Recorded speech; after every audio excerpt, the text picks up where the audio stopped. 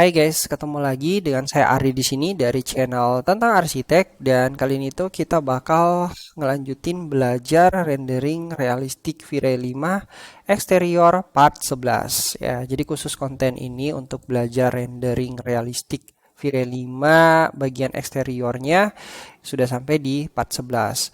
Oke, untuk modeling yang kita pakai ini buatan atau desain dari Tenars dan ya style yang digunakan untuk model kali ini itu modern tropical gitu. Ya, jadi kita bakal langsung aja ngebahas. Nanti mungkin saya bakal adain segmen video di mana saya bakal ngejelasin juga tentang desain ini gitu. Oke, langsung aja untuk penjelasan seputar renderingnya.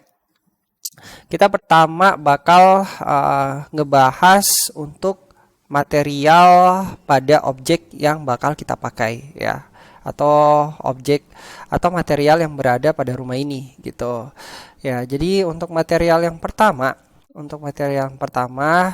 bagian cat tembok ya. Bagian cat tembok itu kita pakai Stucco F0150. Semuanya ada di V-Ray Asset Editor. Kalau misalnya kalian sudah download ini, kalian bisa ngikutin aja material-material yang biasa saya pakai. Untuk cat tembok yang berikutnya kita pakai wall ya, wall 04. Dan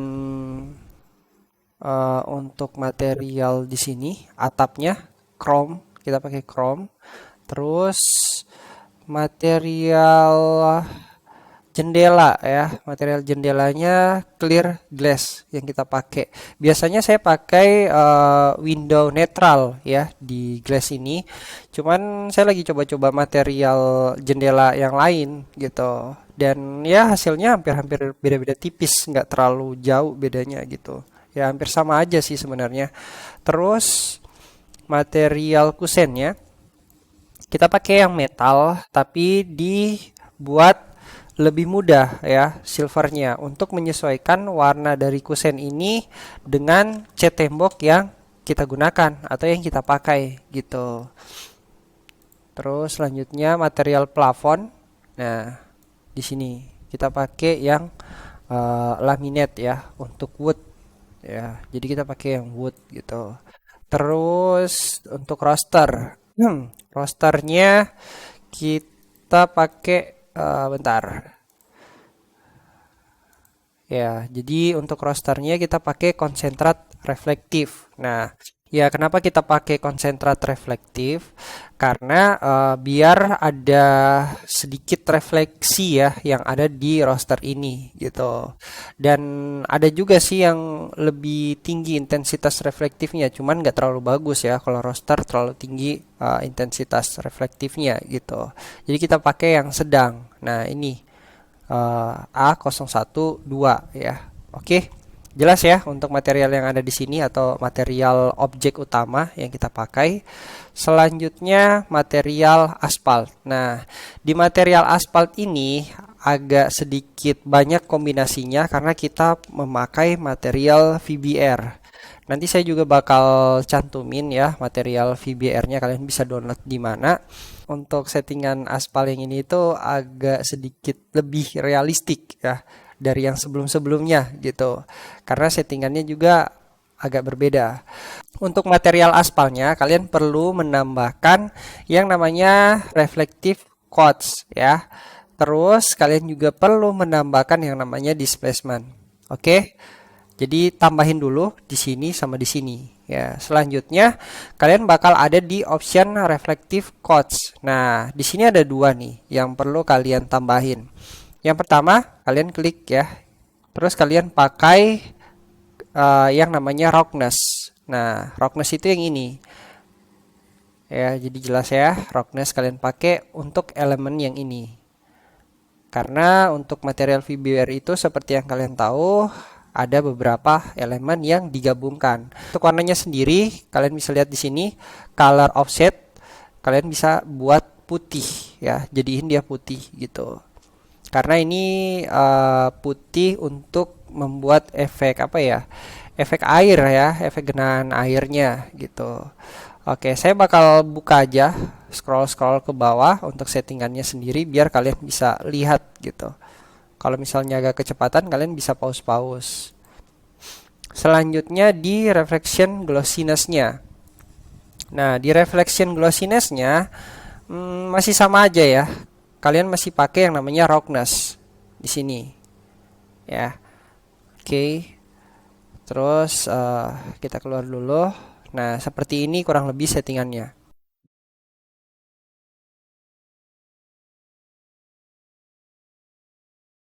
Oh ya, nanti kalian harus perhatiin yang di sini ya, color space-nya harus linear. Saya nggak tahu defaultnya apa, tapi di sini itu harus linear.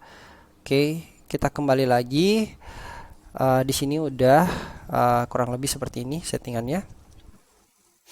Nah, kita tutup dulu. Terus di V-Ray MTL. Nah, di V-Ray MTL ini kayak berupa material dasar ya, atau elemen dasar dari material yang kita pakai. Klik aja di sini.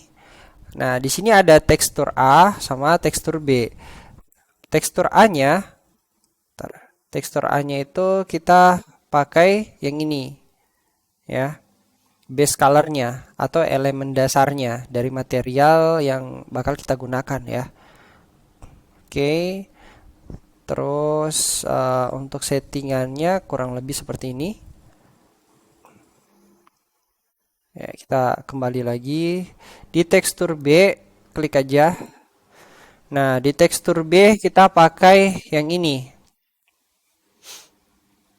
Coba kita lihat dulu, benar nggak? Oh iya, benar ya. Kita pakai yang ini. Jadi sudah ada 3 elemen ya yang kita pakai, yang ini, sama ini. Oke, jelas ya. Di tekstur B-nya itu kita pakai yang ini, terus diganti jadi linear. Kalian perhatiin yang di sini ya.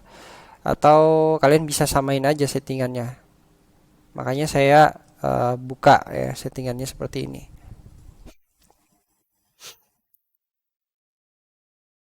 Setelah itu kita kembali ya. Oke, untuk ini tuh cukup.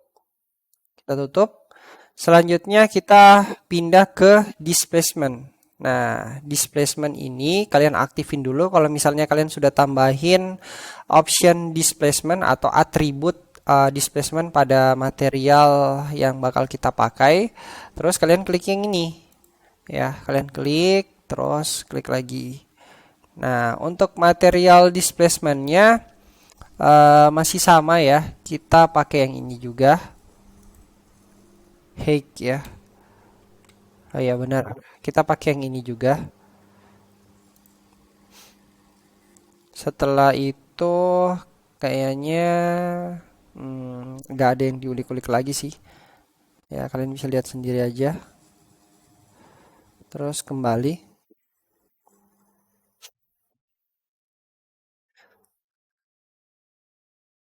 Oke, jelas ya material displacementnya. Hmm, ya selebihnya udah ya. Ire. Oh iya, saya lupa. Oh ya, setelah dari displacement ini, kita kembali lagi ke V-Ray MTL. Nah, di bagian V-Ray MTL-nya ini, bentar, ada beberapa atribut. Nah, ini dia nih. Jadi, di bagian refleksi atau di bagian reflection. Kalian klik aja di sini, terus klik yang ini. Nah, untuk bagian reflectionnya, kita pakai yang ini, ya. Masih sama juga di roughness ya, atau elemen roughness kita pakai. Oke, settingannya bentar, di sini saya belum buka ya. Oke, ya kurang lebih seperti ini settingannya. Ingat perhatiin lagi di sini linear.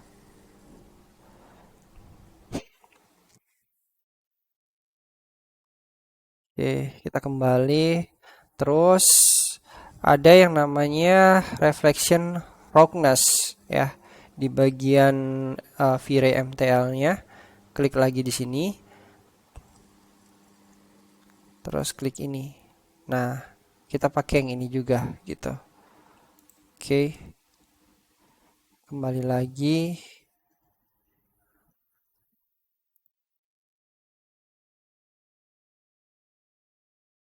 Ya, terus selanjutnya dari reflection roughness kita ke bawah. Bentar, mana ya? Oh ya, di sini. Nah, di sini ada atribut bump. Selanjutnya di bump ini kalian aktifin dulu ya bumpnya, terus kalian klik yang ini. Kalian klik lagi yang ini dan kita pakai elemen yang baru. Yang ini warna ungu ya. Kita pakai yang ini untuk bumpnya. Oke, saya buka lagi untuk settingannya. Bump ini itu untuk membuat apa ya, tekstur dari material kalian itu lebih timbul gitu, atau kayak ya kalau misalnya jalan itu kan nggak harus mulus-mulus gitu. Nah itu kan biasa ada retak-retakannya dikit-dikit. Nah itu bump fungsinya. Terus displacement itu untuk membuat material kalian itu lebih timbul. Jadi retak-retakan itu agak-agak timbul gitu. Oke, kurang lebih seperti ini. Dan hasilnya bakal jadi kayak gini. Oke, mungkin di layar Vire kalian, ya saya mau jelasin dulu. Di layar Vire kalian itu mungkin ada yang berbeda tampilannya. Kalian bisa samain aja di sini, ya, di titik 3 ini. Nah, kalau misalnya kalian ganti-ganti, ini bakal beda ya. Ada generik, dia bakal berubah jadi seperti ini.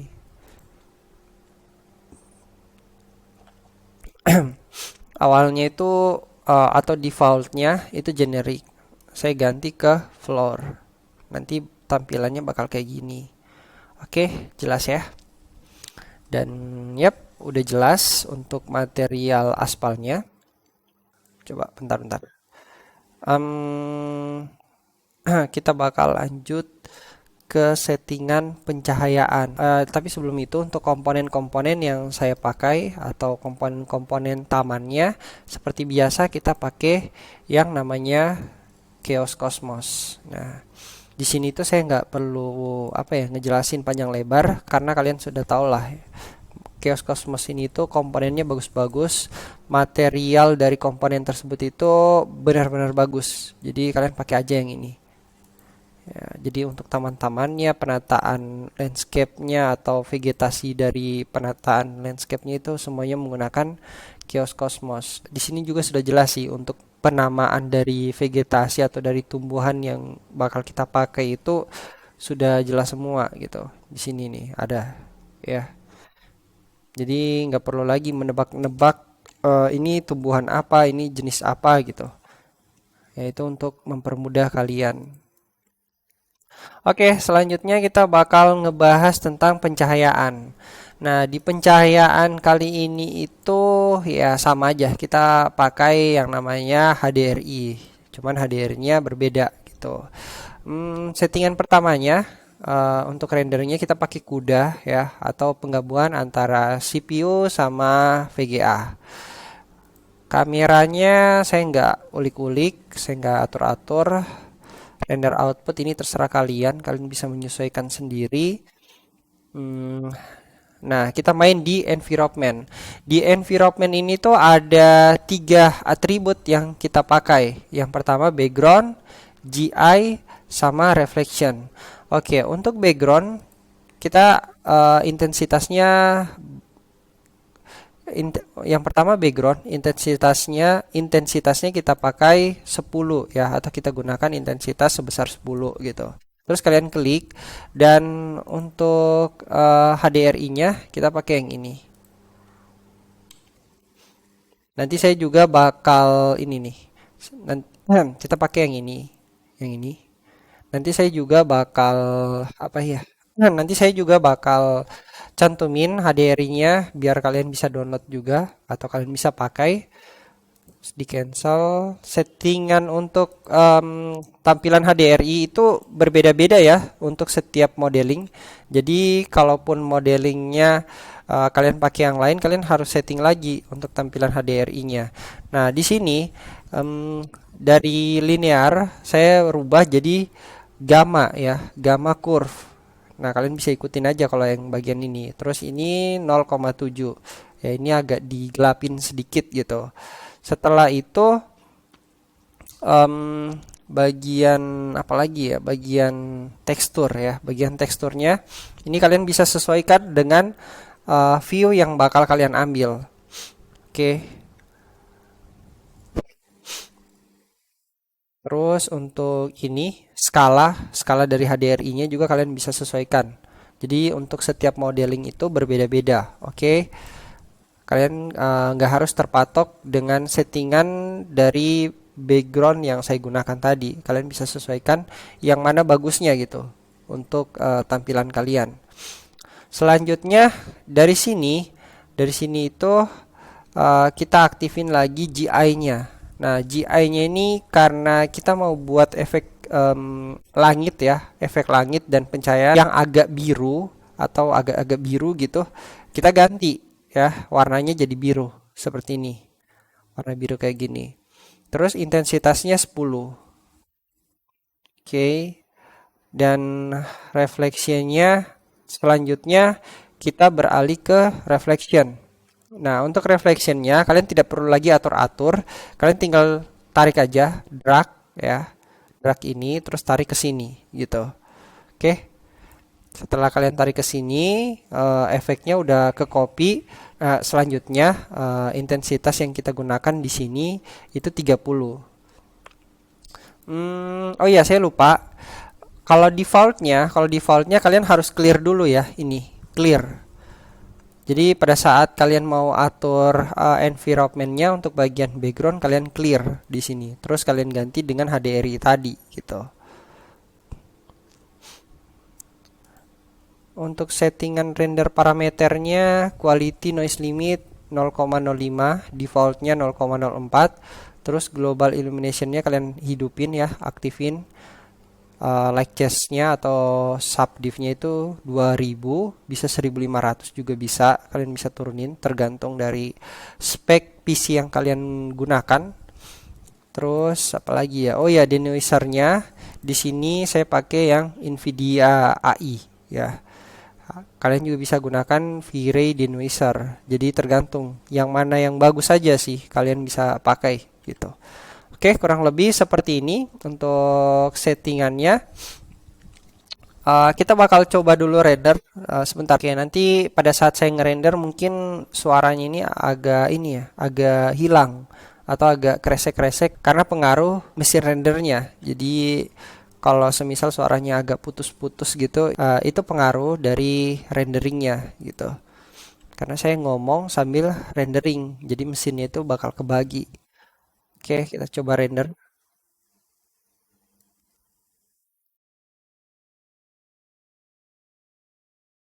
Yap, hasilnya sudah muncul ya. Kurang lebih seperti ini hasil dari renderingnya. Kalian sudah bisa lihat nih.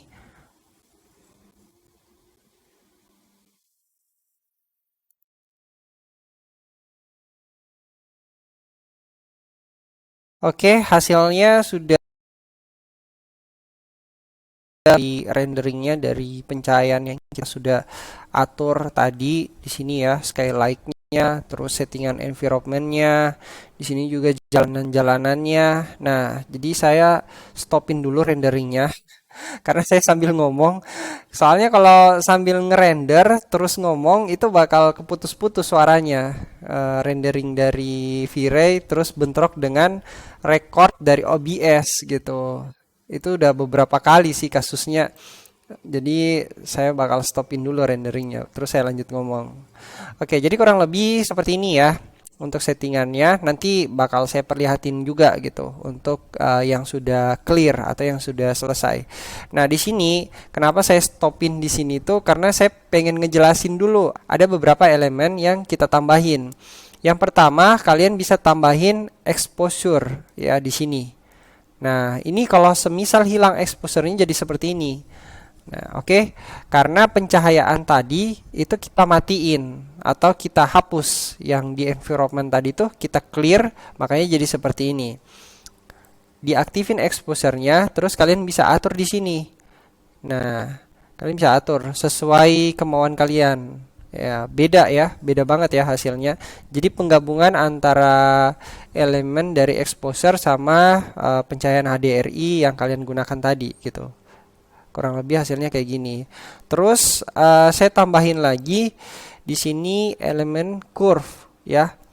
Nah, untuk curve sendiri, ini kalian bisa atur-atur sesuai keinginan kalian. Seperti ini ya.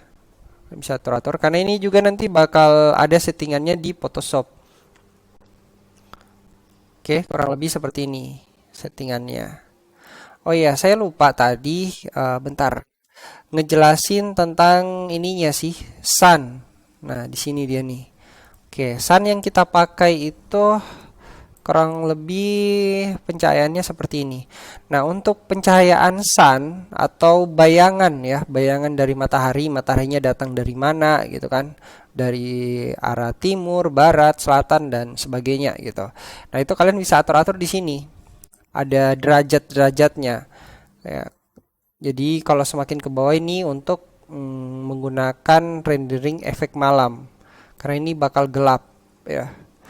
Oke. Terus kita bakal terangin dulu kurang lebih seperti ini.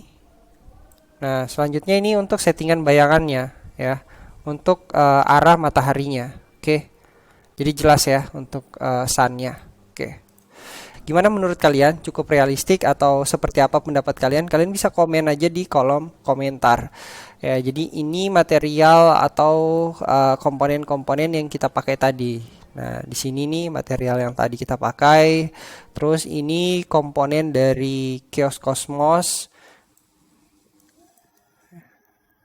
Ya. Terus ini komponen dari Chaos Cosmos dan ya kurang lebih seperti inilah hasilnya. Selanjutnya saya ada render di beberapa view yang berbeda. Biar kalian bisa ngelihat dari berbagai sisi ya. Oke. Oh ya, di sini ada tambahan dari Photoshop. Mana ya? Saya bakal buka dulu ya Photoshopnya.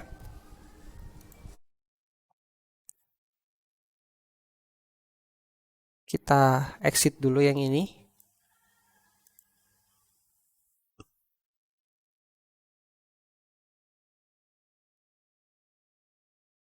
Oke, Photoshopnya udah kebuka ya. Jadi di Photoshop ini tuh saya pakai yang namanya LUT dan Sky atau apa ya, settingan Sky gitu. Nah, di settingan Sky setelah misalnya kalian sudah render tadi kan yang langsung dari SketchUp-nya, kalian masukkan ke Photoshop, terus kalian klik di sini. Selanjutnya pilih yang di sini, select ya, select terus Sky. Nah, jadi bakal ke seleksi sky-nya. Selanjutnya kalian bisa setting bagian exposure-nya. Yang mana ya? Exposure sini. Ya, jadi kalian bisa setting nih, di sini nih. Kalian bisa setting untuk cahaya dari sky-nya atau apa ya, kontras dari sky-nya ini kalian bisa setting-setting, kalian bisa mainin gitu. Terus kita pakai yang namanya LUT ya. LUT ini itu seperti, ntar kita kontrol D dulu. LUT ini itu seperti settingan praktis dari pencahayaan pada gambar gitu. Ini biasa dipakai di videographer atau di fotografer ya. Itu biasa dipakai LUT ya untuk membuat efek-efek tertentu. Nah, LUT yang saya pakai ini namanya Kodak 5218 ya. Terus angkanya ini 2395 ya, by Adobe Cube ya. Jadi kita bisa pakai, kalian gunakan aja ini, itu bakal memperbagus apa ya, pencahayaan secara keseluruhan dari gambar kalian. Misalnya di sini nih. Nah, tuh. Jadi kayak filter gitu hasilnya. Nah, kalian bisa lihat sendiri ya perubahannya. Saya pakai yang ini. Tergantung dari apa ya, dari selera kalian lah untuk settingan ini. Ini juga sempat saya jelaskan di tutorial sebelum-sebelumnya gitu.